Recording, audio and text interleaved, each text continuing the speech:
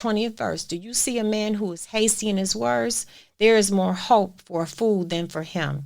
A person come and talk to you too fast and you can't understand what they're talking about until they can help you to understand, or talk slower, or stop trying to just, sell you a pipe dream. Walk away. Walk away, because that's your inner being telling you and warning you. And so you got to understand, when a person makes something sound so good and it's too good to be true, maybe it could be true. Don't judge the person, but maybe just check it out. Don't just act on it just because they said so.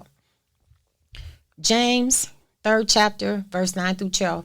With the tongue we praise our Lord and Father, and with it we curse human beings who've been made in God's likeness.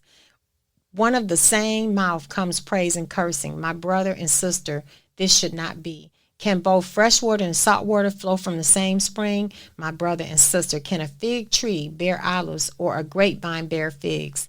Neither can a salt spring produce fresh water. Think about what you're saying when you're talking about people, and then turn around and go to church on Sunday and you're the first one on the altar. You are praising the Lord, but then when you get out of church, you just terrible. Think about that. Just don't think about the fact that you went to church. It's not the fact that you went to church. You go to church, and then as soon as you get out of church, you do all kind of things you have no business doing, sin against your marriage, all kind of stuff. Just complete this disruption in people's lives just because you can. That doesn't, you got to remember, what we do today, we pay for it tomorrow, unless we change and ask to be saved and be saved. And then also our actions become actionable in being asked to be saved. Our actions tell God that I really am a changed person and I'm saved. So don't just, a lot of people say, oh, are you saved? Yeah, I'm saved. I'm a saved person. Okay, well, are you acting like you saved, or you trying to convince me you saved? Now, which one is it? Or are you judging me that I might not be saved? So now which one is it? I told you I was going to break it down today. Now, which one of these things is it? And so let's go to Colossians chapter 4, verse 6. Let your speech always be gracious, seasoned with salt. So that you may know how you ought to answer each person. Okay? So say if a person is salty with you and they talk salty to you, does that give you the right to go talk salty to them? No, you have to talk to people the way you want to be talked to. You want to be gracious in your speech. If you practice being gracious, taking time to think about what you're saying before you say it, and just kind of meditate on it for a few minutes and just say, well, let me make sure I'm saying this the right way, or even telling the person, I'm trying to say this the right way. Take time to really think about how you coming off to people. Just take time. Back up. It's not going to hurt you to take time and let people know I'm trying to say this in a way that I think that won't be offensive to you, but I have something to say, but I'm saying what I'm saying to you in love. Okay? Everybody's got a negative Nancy and Nick in their lives. I'm just saying these names in relation to negative people, no people in particular. We all have these people in our lives. Love them from a distance, because no one can change them. They have to be ready to change themselves. That's between them and God. They have to be willing to change. You can't take them and chastise them and make them change. You just leave them alone until they can figure life out. Go see them sometime and love them from a distance. That's what I do. When people are dying, you got to remember, this is something I was telling you. And it was something I was talking about earlier. When people are dying, they're slowly reliving and going back down through their past and giving an account for all the right or all the wrong they've done. If you sat by someone when they're on their deathbed and they start calling out and speaking in the past, this is what's going on. They're going back down through their life. The ones who have done right in life are filled with joy, and they laughing and talking and reliving the beautiful moments. It's almost like they playing with angels. It's a beautiful way that people in life, I've been right there and I've seen it before.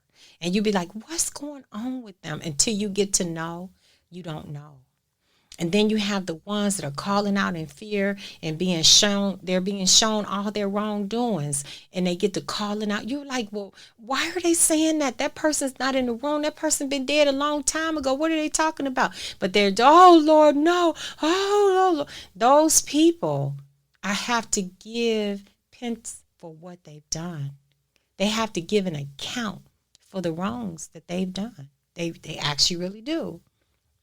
One thing, this is the one thing you should always remember. It's never too late to change, and it's never too late to reverse your wrongdoings.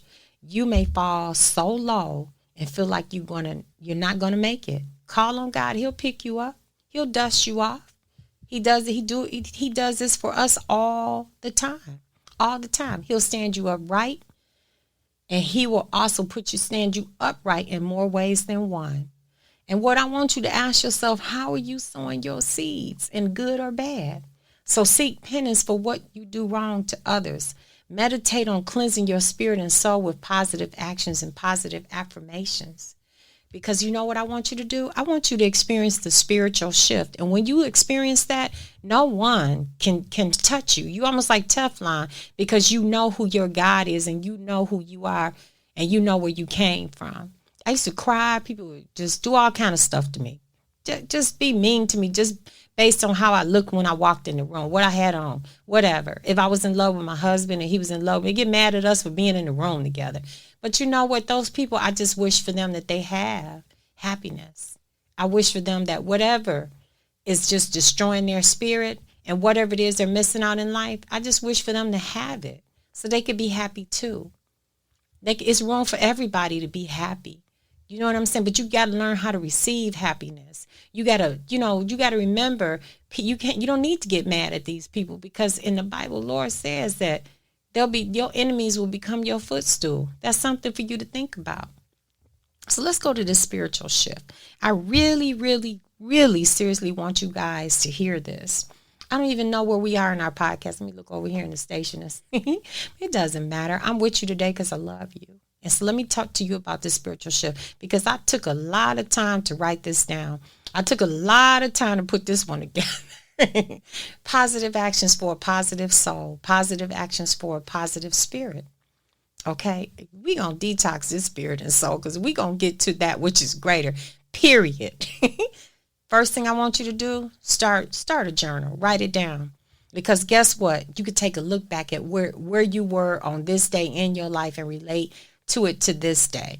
Look at life, come back, reflect, stay in tune with your inner self, and evaluate and reevaluate who you are, where you've been, and the ultimate opportunity to see what you are shaping inside of yourself. Ask yourself, am I on a journey, or do I need to take a closer look and start changing some things in my life for the greater good? Number 2, share love, share life, share opportunity. I want to talk to you about my buddy Lisa. Last time I seen my buddy Lisa, it was like 3 years ago. I call her Lily. I seen her 3 years ago. And so, like I told you, I'm on this spiritual journey. And so God started talking to me and said, you need to call Lisa. You need to call her. Because when you're struggling and they're struggling, you guys are in the struggle together, and you break off for whatever reasons, this one go that way and that one go this way. You got to think back when you start to taste success and success starts to come. You should go see about those people. You should go see about the people that were in the struggle with you, that treated you right. You should go see about them. So I called her, I said, Lily, what you doing? She said, she was mad at me the last time I talked to her. I said, I need to talk to you. I told her what all I was doing. I said, I want you to come by the house and come and see me. And she said, okay, all right, I'll come over. I said, I can't even explain everything to you, because it wouldn't even sound like it was real anyway if I tried to tell you. But I need you to come over, because I got something for you. And she came over. I shared what I had. We broke bread together. We cried together. We laughed together. I shared some things with her. I gave her some things. I said, this is something I want you to have, because I remember when we were in the struggle together, and I want you to have what I have. And I cried. So I just broke out in tears at the table. I couldn't help it. I just broke out in tears, because God was talking to me, and he was letting me know, don't forget about the people that were in the struggle with you. So please, please, please, if you've got success in your life, don't forget about the good people that were by your side in the struggle. They may have got lost. You might have had a disagreement. You might have didn't see things the same way, but that's okay. It's always time to go back and talk about it and laugh about it there, because Lord knows we were cracking up. So remember that time this, remember that time that. Okay, so that's what friends are for. Love you, Lisa. And then number 3, where are you with your health? Eating to live, not living to eat. You all know what I'm talking about. If you have not been eating correctly, and if this is your first time listening to me, then go back and listen to some of the previous podcasts about nutrition. Your health is your wealth, because without your health, you can't survive financially, mentally, physically. It will all decline. Everything will go away because you're not your body is giving up. You're not optimal. You can't operate anymore. You want to so you want to take care of your body. You want to make sure you take care of your body so you could be in tune with your soul and your spirit in the best way possible. Okay, you want to sow positive affirmations in your health. You are healthy because you're committed to your health through nutrition and habit change. Your body is your temple, and you should keep it nourished with the food of the earth, healthy foods, vegetables, fruits, meal prep, water-based foods. You are caring about your body and eating a healthy, well-balanced diet.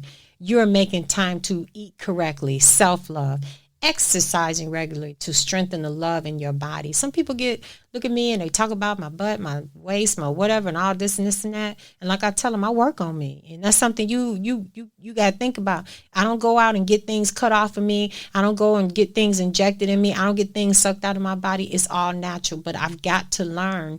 I'm learning to eat to live and take care of my body and exercise. Even on the days when I don't want to exercise, I just tell myself, you know what, you need to get up there and do it, because you could take one day and then 2 days and 3 days, and next thing you know, you've gotten out of where you're supposed to be just exercising on the regular. I don't care if you do it 3 times a week. Just keep telling yourself first thing in the morning, I'm getting on that machine. I'm doing this. I'm doing that. I'm going to make my shakes. I'm going to make sure that I have micronutrients. I'm going to take my oils. I'm going to do all these things that I need to be doing. You don't have to be perfect and do it every day, but do it most days. Okay. And if you want to learn more about that, go back to some of my previous podcasts, listen in on this. I will be on here all day talking about healthy foods and all that other good stuff. But this is different today. This is about the spirit and the soul. So let's keep on going. Number 4, take time for you, for self-love. Number 5, take time for the sweet nothings in life. Number 6, a mental timeout. Number 7, a mental recheck. Number 8, a day of pampering. Number 9, a road trip. Number 10, a staycation. And one of the biggest ones of all, I saved it for last, 11, gardening, hiking, becoming grounded with nature, positive vibrations of the earth. Where did the earth come from? If you are a believer, we all know the earth came from God. Let us go to the book of Genesis. Hold on. I want to connect you to the first chapter of Genesis, and then we're going to recap on number 11 about gardening, hiking, and being in positive vibrations with the earth. And some of you already know where I'm going, but let's keep on going. Chapter 1 in Genesis. In the beginning, God created the heaven and the earth was without form and void, and darkness was upon the face of the deep. And the Spirit of God moved upon the face of the waters. And God said, let there be light, and there was light. And God saw the light, that it was good, and God divided the light from the darkness. And God called the light day, and the darkness he called night. And the evening was the morning, that was the first day. And God said, let there be firmament in the midst of the waters, and let's divide the waters from the water. And God made firmament and divided the waters which were under the firmament from the waters which were above the firmament, and it was so. And God called the firmament heaven. And the evening and the morning was the second day. And God said, let the waters under the heaven be gathered together into one place, and let the dry land appear. And it was so. And God called the dry land earth, and the gathering together, and the water called the seas. And God saw that it was good. And God said, let the earth bring forth grass, the herb yield seed, and the fruit tree yielding fruit after his kind, whose seed is in itself upon the earth. And it was so. And the earth brought forth grass and herb yielding seeds after his kind, and the tree yielding fruit, whose seeds was in itself after his kind. And God saw that was good. And in the evening and the morning were the third day. And God said, let there be light in the firmament of the heaven to divide the day from the night, and let them be for signs and for seasons and for days and for years. And let them be for light in the firmament of the heaven to give light unto the earth. And it was so.